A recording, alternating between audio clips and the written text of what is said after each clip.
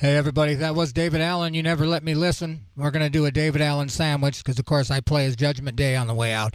But I needed 2 minutes to fill up time. Welcome to the top of the hour here at KRFF 95.9 LPFM, Moorhead, Fargo, 701-478-4959, RadioFreeFargo.org. You can stream all shows or it right now if you're like in Quebec, which at least 45 of you are. Canna-Talk ND on Facebook, Canna-Talk on YouTube. Go there. These shows just get edited out of the music so you can catch up with what's going on. 420, we Canna-Talk ND with Wilson. That's what's happening here. We give you an easy-to-digest hour of weekly cannabis news or specific kind of topics just to reduce the stigma and just push the education process of cannabis legalization. And we can all benefit from it, from whoever you are. So I want to change how people think about it. It shouldn't be lumped with booze and tobacco. You know, it shouldn't. It should be at Tochi Products is where it should be, you know. And so welcome 420. We're going to talk about legalization and the Indian reservations. I mentioned them every time they would come, and it was brought to my attention that that's been a while ago and what's happening, you know. So I'm realizing it's not as easy as voting. And in my head it was, you know, the tribe voted 20-4. Yay, give them a hand. But as I'll show at 420 as we kind of get into this, you'll see that it isn't as easy as that. And it's politics that keeps that, once again, from happening with the almighty purse strings. So we'll delve into that because we'll end it with Michigan has got kind of a plan, and you'll see how it all plays in. If you've got Third Eye Blind and Alanis Morissette on one playlist, it's not good. You should probably want to call the Mobile Mental Health Crisis Response Number, 1-800-233-4512. If you've got that Step Off the Ledge, My Friend song, you should just go burn that right now for your own mental health. All right? I mean, I ain't going to hate against Third Eye Blind, but I just did. You know? So there you go. But anyway, Canna-Talk ND with Wilson. We're going to cover Canna news. Just wanted to mention it's ironic. We're going to get into this first song here. Midnight Special, Creedence Clearwater Revival. Shout out to Mad at Orange Records, the place that's got the reasonably priced incense sticks. And as I walked out yesterday from my almost daily incense need, this song starts playing. And I thought, well, I've always tried to do things unique and, you know, pick up a playlist that's whatever. And why not Midnight Special? Okay, that's how you do it. Midnight Special, Creedence Clearwater Revival, Willie and the Poor Boys, 1969. Fantastic. Gets me running. Canna-Talk ND with Wilson, 420, Canna News. We're going to cover cannabis and the Indian reservations. There's 3 of them in 3 states, and they all have different outcomes and different attempts to get this medicine we all need handled and into the hands of all the people. All the people. Canna-Talk ND on YouTube, RadioFreeFargo.org. You can stream this stuff later as well. RadioFreeFargo.org. Why don't you go donate some money to us? We need it. I won't take it, but I guarantee you somebody will. So, RadioFreeFargo.org. We're talking about cannabis and the benefits of it. And there's it's something I just wanted to mention quick. Well, Canna heads every Sunday. I just wanted to mention that. But I'm going to read this quick article here before, I just want to squeeze it in here now because, first of all, I've been hammering on, originally it was House Bill 4001, and then it became Senate Reform Committee. I don't know what that R is, but it became SRC 4001, and now it's become Measure 2. So I got to do my civil duty as a stinking decent human being to make sure that you know to vote stinking no on this cloaked in 4001 monstrosity of, we the people, right? This is more like them the people, and it's horrible. And if you personally have got a constitutional amendment justifiably that you need, an amending done, so you go out, you get your signs, you get on a soapbox like I do, and you get signatures. You're all bedraggled. It was a long process. You learn more about yourself than you wanted to. You go up to the steps. You wearily hand them all the signatures, and they go, well, that's great. But first, we got a group in here that didn't do anything about this, and we're going to look at it from a completely, subjective, I feel, opinion, and then give you a very disconnected, we decide to you, the people. And this is, so I'm just going to read this article quick. 2 measures will be on the November ballot. I don't know what that means, but it's a typo, Morgan. But anyway, the petitioning process to get a measure on the ballot become more difficult with the passage of Measure 2. I'll read that again. The petitioning process to get a measure on the ballot could become more difficult with the passage of Measure 2.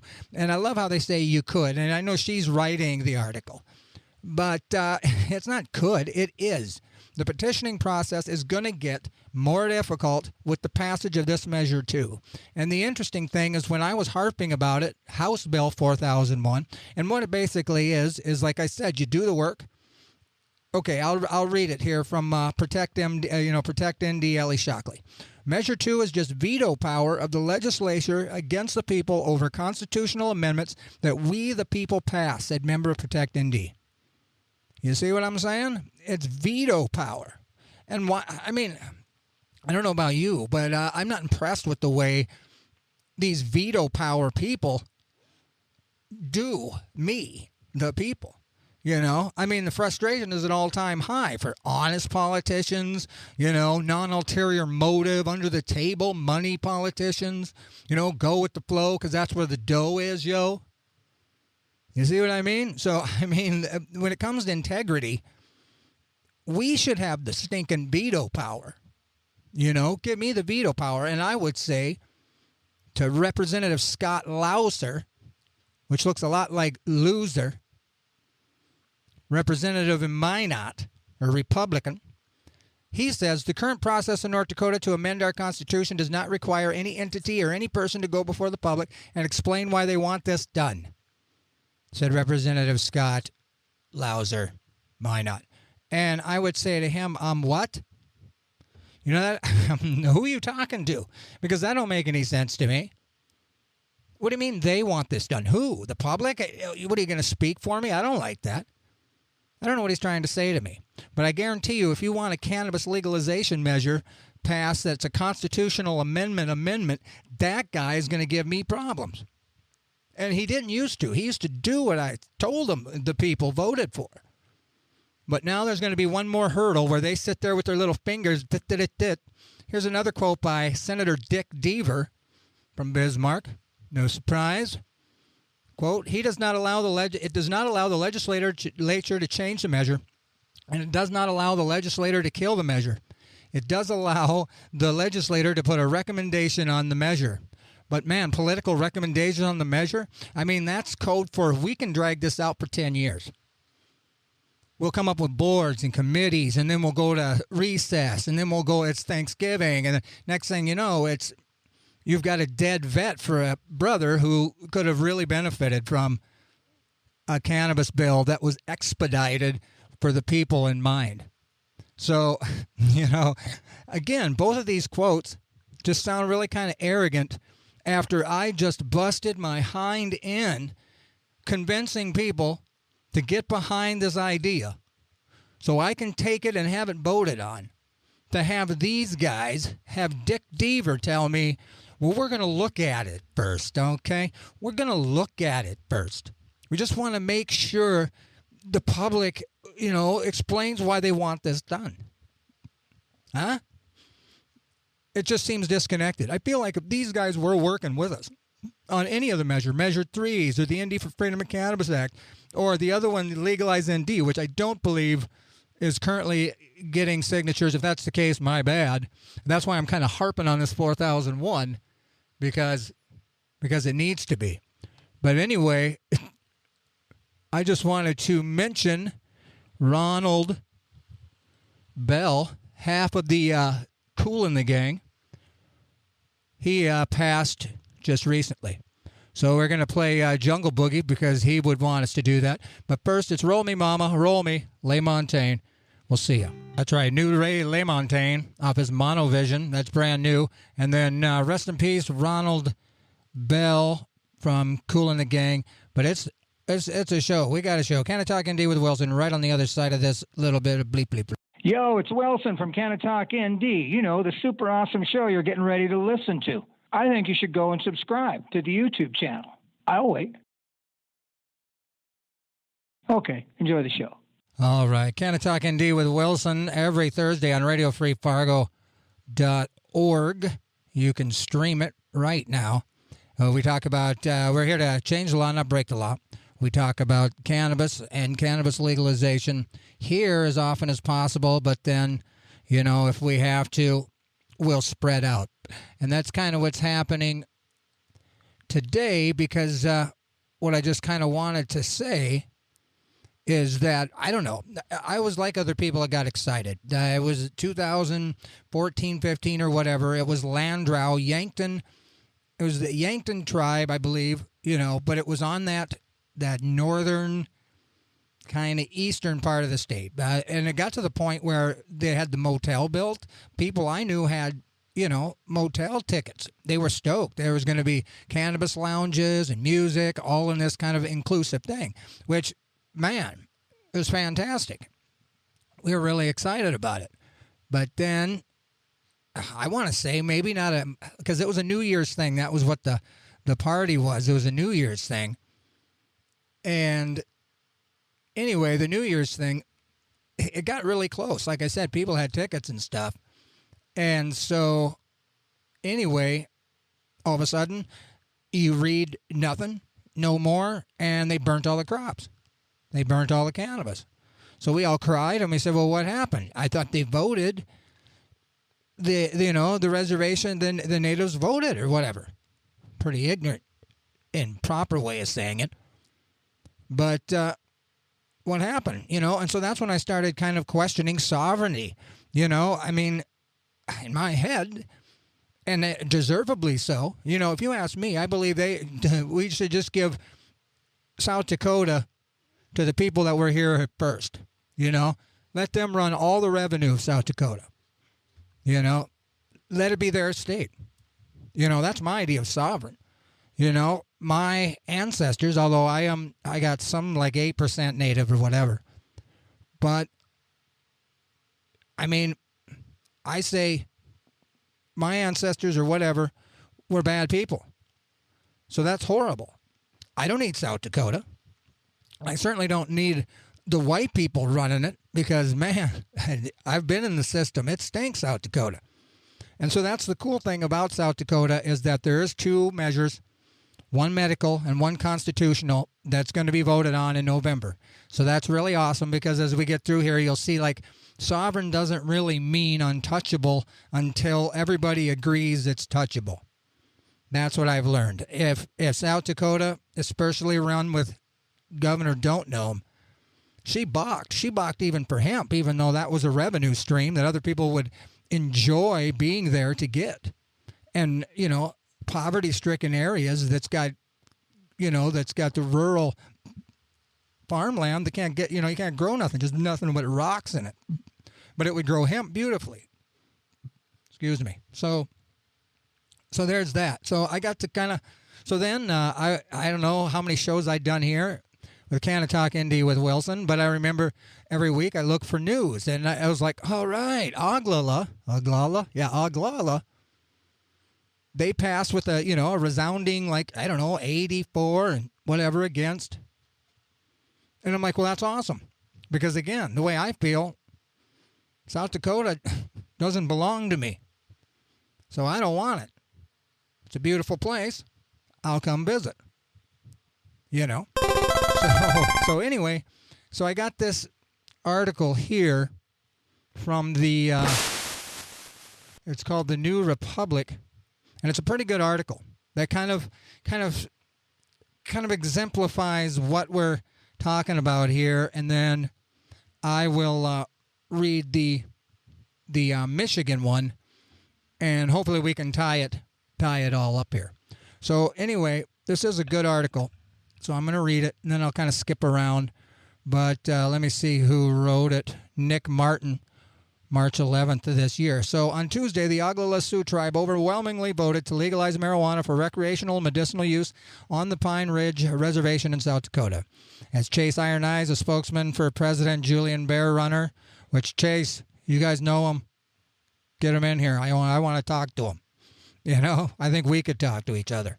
So that'd be cool. So, I don't know. I got ADD. I don't know how to figure that out. But if somebody else does, RadioFreeFargo.org, Canna-Talk ND on Facebook. I'm right here, baby. All right. So, anyway, the President Julian Bear Runner told the Associated Press earlier this week the move is an effort to exercise sovereignty in order to bring much-needed financial relief to the tribe. Absolutely. I felt the same way. But why are we, what are we still waiting on? And I would argue that we're waiting on November for the people to vote those two cannabis measures in. And once they're in, well, then their sovereignty is how we are going to deal with cannabis. Do we sell it for a good price? Do we have taxes? That's the sovereignty. They'll decide that structure. But as long as it's illegal, and man, the people, white people suck. So, they're not going to trust, that they're not going to come. They're going to rather burn their field before they can trust that nothing's going to happen. Because at the end of the day, yeah, they might be able to fight it, and there might be some sort of sovereign muscle that they can push against, the man encroaching. But as long as it's not legal federally, I see where they're at, because I got excited. I was like, oh man, this is awesome. But this is like the second one, right? So you had Yankton, then Oglala, the Pine Ridge one, and then you got White Earth, and then we've got Bay something in Michigan, which is up in the UP, which is awesome. I love the UP.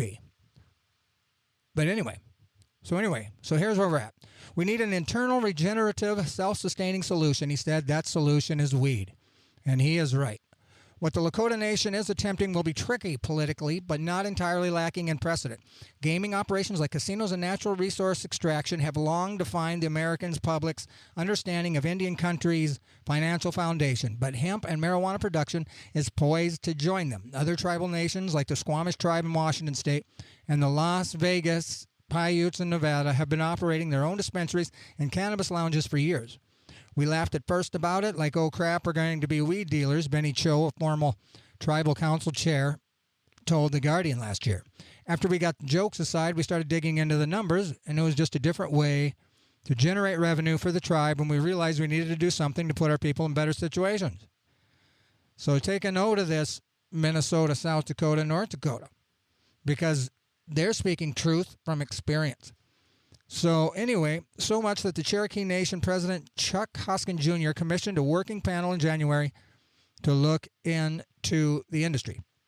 So this could also prove to be the case for Oglala Sioux Tribe, but unlike the nations located in Washington and Nevada, where cannabis has been legalized since 2012-2016, Pine Ridge is surrounded by a red state. I'm reading, I want to say there's no political thing for the right thing. Doing the right thing shouldn't have any sort of separate color, or there shouldn't be any, where on the aisle are you standing when it comes to benefiting the American people? Why would we stall? Why would red mean that, Oglala is going to get screwed?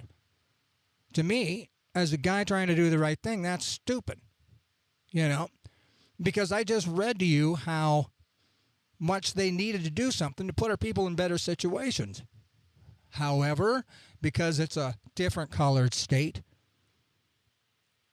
it's not going to happen. Well, to me, I don't like that, And Republican Governor Kristi Noem vetoed a bill passed by a Republican-held state legislature that would have legalized industrialized hemp. Now, she's since changed her mind on that, which is good because now, hemp can be produced on that land that I mentioned in South Dakota that's not really doing anything. So there is a limit to how much Noem and the state can directly interfere with the Oglala's potential operations, as state and county law enforcement do not have jurisdiction in any of the 9 reservations in the state. What's more, the entire quandary would be proven moot by next winter, as people, like I said, are voting on the proposed constitutional amendment to legalize recreational.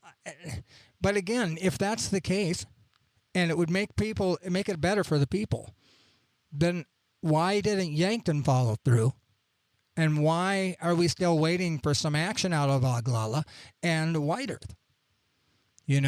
But White Earth was more like, it's not a great medicinal cannabis plant in Minnesota, but it does exist. You can't get flour and, fun things to eat as far as I know. The people that have cards that told me, they prefer North Dakota when it comes to what you can get as a card holder. So that's that. But anyway, I was reading the White Earth one. It's a really big reservation. They're going to allow, because you can do medical, see? So that's the thing. So they're going to work inside the sovereign idea within the state's construct. So they can still follow what everybody wants. See, that's the problem. If you got a state that isn't making any money off it, and then all of a sudden this group goes, hey, we're going to make a bunch of money, ha. They're like, no, you can't. We have to make the money first. And that's what's so selfishly frustrating about colored states in politics. Because we could all benefit. So why do we have to keep proving and proving and proving? Vote no on Measure 2, 4001 bill is not we the people, it's them the people. And I just wanted to say that one more time. House Bill 4001 became SRC 4001, and then it became Measure 2. Completely legislatively driven. This ain't a people-created measure. I guarantee you the people who work hard to get them bills to be voted on do not want another hurdle that they got to jump through. So it just really fires up my hindquarters with this 4001, because it would, specifically cripple constitutional amendment measures like the ND for Freedom of Cannabis Act. So if and when that gets going, if they wait too long, and Measure 2 gets passed, there won't be another ND for Freedom Cannabis Act on a constitutional amendment measure. Well, I can't say they wouldn't, but it's going to be harder. And there's Dick Deaver and the other prick. I'm just kidding. I don't really know them. They're probably great people. But anyway, that's what they stand for. But anyhow, it's kind of like that. So Minnesota then they're going to kind of just enhance. So then, and which is crazy about this, they don't get anything back from the state either. Like everything I've read, tribal council always reaches out, right? Like does the right thing, usually. And then they either get ignored, like the Cannabis Marijuana Commission or whatever. With Michigan, they just didn't get, what it is. So there's that. And before I mention Michigan, because that's how I'm going to wrap this thing up, but I'm kind of an anal freak, and the way I lined this up is I got to drive the path I've created for myself. So I'm going to read this because I think it's interesting. It was by, it looks like it's off the Mike Wise show, and the article is August 31st, 2020, and it's just kind of interesting, and it all kind of ties in with saying recreational. I'll read it, then we'll get to Michigan, and then I got to give my leafy spurge. Leafy spurge? That don't sound right. But anyway, I'm going to give the Sticks and Seed Award to Ohio, and we'll talk about that as well. But let me read this. The medical cannabis movement is sweeping through the nation with such momentum that even conservative legislators are evolving to see the benefits. All cannabis use appears imminent west of Colorado and north of Virginia, while medical cannabis is plowing through the south in unprecedented stuff like Louisiana, stuff like that. This is exciting news, but we must remain diligent and see this to the end. There is one phrase that is slowing cannabis law reform, and this is in quotes, recreational cannabis. Recreational cannabis use is the most detrimental phrase our industry faces today, and I believe this, that's why I'm reading it. Over half the U.S. population supports recreational use of cannabis. Unfortunately, those who don't support recreational use oppose it vitriolically. Recreational cannabis is exactly what the opposition is fighting to prevent. The flip side to this is that over 80% of Americans support medical cannabis use, and over 85% support freedom in healthcare decisions. All of these statistics are trending upwards. And I mean, like I said, I don't really have bad news. I kind of nitpick, but It's up and out for cannabis legalization. It's just like, how do we protect the machine once it gets going? Once the sharks smell the blood, they're going to just take it and then run it into the wall like they do all the other stuff. So that's the tricky part, is to coming up with that makes everybody money and it's respectful. So in the South, recreational cannabis use is a non-starter and a debate that cannot be empirically won. It's true. On the other hand, medical cannabis use is a debate we win. And we don't need to manipulate our messaging to change the debate. We need only to correctly identify medicinal use. So, cannabis is imperative to maintaining a healthy body. Cannabinoid ligands fuel and balance the human endocannabinoid system, a system that regulates the immune system, mood, sleep patterns, appetite, and pain sensation. And we've had nurses in here that support that. Just like vitamins, the human body needs cannabinoids to function properly. Due to cannabis prohibition, most Americans suffer from endocannabinoid deficiency syndrome. Endocannabinoid deficiencies manifest themselves in the form of autoimmune diseases like depression, bipolar disorders, neurodegenerative conditions, inexplicable pain, and sleep disorders. The American Medical Association and U.S. Food and Drug considers all of these as legitimate medical conditions. They approve and sell thousands of different drugs developed to treat all of them.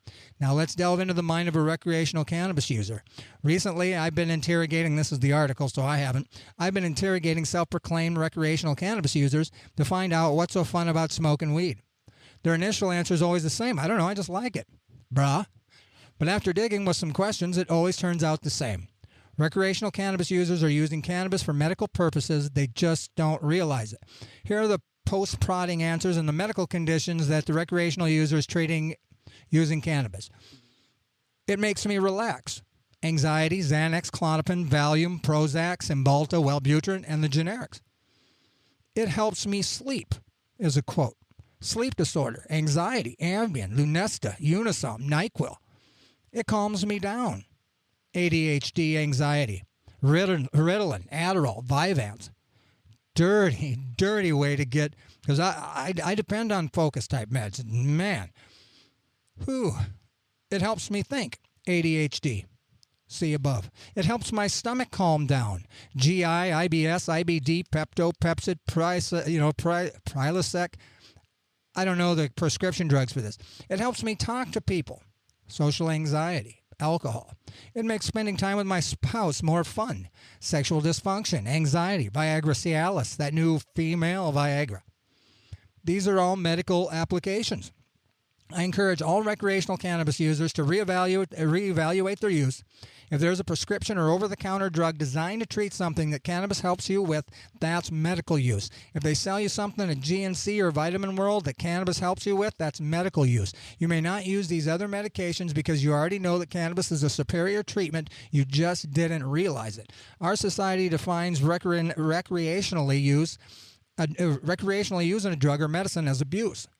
Exclaiming that you use any drug recreationally is the first step into a 12-step. If you still don't think that your cannabis use is medicinal, please call it therapeutic so that you don't look like an addict and hinder the entire movement. When we have medical, I promise that you'll be able to find a doctor that will write you a recommendation. And that's really good kind of information. You know, it really is. And it puts it into perspective for sure. And so I just wanted to read this thing here quick. More than 20,000 vape cartridges with THC were seized after Akron police searched multiple locations during an investigation. Akron police told Beacon Journal partner News 5 Cleveland that 700 pounds of marijuana, 400 pounds of edibles, 200 pounds of marijuana dabs, and that's in quotes, don't know why, were seized along with the THC cartridges. Detectives also seized a large amount of cash. The investigation started with a citizen's complaint in early 2019 that centered around a vape shop in Akron's Chapel Hill neighborhood. The investigation is continuing, but no one from the vape shop has been charged. And it started with a citizen's complaint. I mean, 8 locations in Summit and Stark counties were searched. It looks like they didn't even, they couldn't even stinking get it all in vehicles. So that's crazy. It really is, And so Akron, Ohio gets the Leafy Weedy STEMI Award. this week, and I'm going to find. So, and here's the thing: people say, like, well, you do the crime, you do the time. You know, they shouldn't have had 9,000 pounds of edibles. Well, but the thing is it's almost past that nowadays, you know, because Akron, Ohio is surrounded by medicinal acceptance, at least. And then they have recreational acceptance just around. So it becomes less like, well, you knew better than to do this. It is better to do it, though. That's the problem. Medicine is beneficial, and it applies in our lives with cannabis. So I'm done going, you know, this guy shouldn't have been a guy trying to help other people with medicine that I know helps people. That there's very few recreational uses. It's pretty much all medicinal. When you line up why you like it, you'll see it provides you medicinal hi-yas, a medicinal high five. Canna-Talk ND with Wilson every Thursday, 4:20. We talked about the hard-hitting stuff. Jumped all over. I'm going to get to Michigan. I'm going to do it. I've got 3 minutes to do it. Canna-Talk ND on YouTube and Facebook. ND for Freedom of Cannabis. It's kind of a fun meme place. So you can come there, message us there. And then Philip, he does the Canna Heads on Sundays on the Canna-Talk YouTube page. Rooney. So, Michigan. So it basically says Michigan tribe is about to create its own legal weed market free from state control. Okay, so Michigan's combined medical and marijuana businesses expect to hit $1.5 billion in sales over the next year. One Native American tribe says it's setting up some competition for those cannabis dollars. See, that's what I'm saying. They'll come up with their own thing because it's allowed, you know. So shout out to South Dakota. I know they're going to pass it. I hope they do. They've got 2 measures. There's a lot of states that are, you know, rock solid with positive cannabis progress. So Bay Mills Indian Community announced plans this week to create a tribal marijuana market that will operate outside state regulation starting as soon as January 2021. It consists 2,200 members of the Ojibwe tribe located in Brimley, Michigan, and they also own the casinos. So they're going to add weed to their tribe's portfolio, and they're going to have an indoor grow facility, and they'll have tribal properties, blah, blah, blah. You know, they'll do it, they'll make it and take it to the stores. You know, and like I said, this is an awesome thing. Booze and tobacco and gambling, you're not going to convince me that's good. You know, I've been an addict for 20-some years.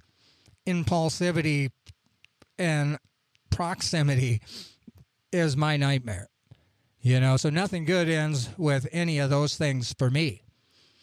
And I don't put cannabis in that at all. And I would hope that AA groups start to look at that a little differently as well, you know. But we're not there yet. But, man, natural solution saved my stinking life. Okay, so the intention from there, they said, is to cultivate the product into a cooperative and then stock shops so they can share the burden of doing this, the benefits of flow. Michigan presently adds a 16% tax on the rec weed, and since Native American lands don't fall under this jurisdiction, they could sell it tax-free. And that's quite the motivation for cannabis consumers to take that extra ride out to Native facilities when it's time to re-up on weed. And absolutely, so that's where South Dakota can be once they get, and there's 33 states with medical. You know, the tribal groups tried to cut Michigan in on the action. They tried to cut Michigan in on the action. That's what I'm saying. They put the olive branch out. They go, yo, Michigan, or the Marijuana Regulatory Agency, to talk about setting up a deal, but the agency brushed them off. Even following this latest announcement, the MRA declined to comment. So really then, why bother and why wait, they said. Look, we're sovereign governments. We're not giving up our right and our authority to regulate what goes on our lands, and we're certainly not going to pay the state of Michigan taxes for what we do on our lands. And they tried to talk to you guys about setting stuff up. You know, 16%, maybe you would have taxed 3%. You know what I'm saying? Maybe 3%. Yeah, this episode got me fired up. You know, nothing's fair, you know, and I don't know how to fix it really, but talk about it. Cannabis benefits everybody, the revenue, the health-wise. Let's just stop fooling around and get the people what they need. This hour of programming on KRFF 95.9 LPFM is being underwritten by Terps Candy. Terps Candy enhances, relieves, and relaxes with the power of terpenes, and they make a great CBD companion. Terp Candies can be found at 14 Fargo Moorhead locations or online at terpscandy.net. Terps Candy. They enhance, they relieve, and they relax. And they're good people that deserve everything that comes their way. It's that fun part of the day where here comes a little Old Crow Medicine Show with methamphetamine, and then a brand new Superman with Eclipse. Here it comes to you. Well, thank you, Superman. Eclipse. That's a brand new 2020 track. We had methamphetamine Old Crow Medicine Show 2008. All right, Canna-Talk ND with Wilson. We talk about cannabis and positive destigmatizing stuff every Thursday, 4 to 5, RadioFreeFargo.org. Best radio station in the world. Go there and donate if you have to. Give them more than you want. Okay, I'll stop saying it. But you know, and I know that this radio station is the coolest station in the world. I mean, they let me talk about Dick Deaver. So we got to keep cruising here, though. Next Thursday, 4 to 5, we got Sideshow Stage with Trav. He's right before me, noon to 3. I'm 4 to 5. And then we got Locals on the 8 and another one after me. I promise I'll look into that again. But right now, it's David Allen, Judgment Day. Vote no on 4001. Measure 2 gets a big fat no from you. It's David Allen, Judgment Day. Later.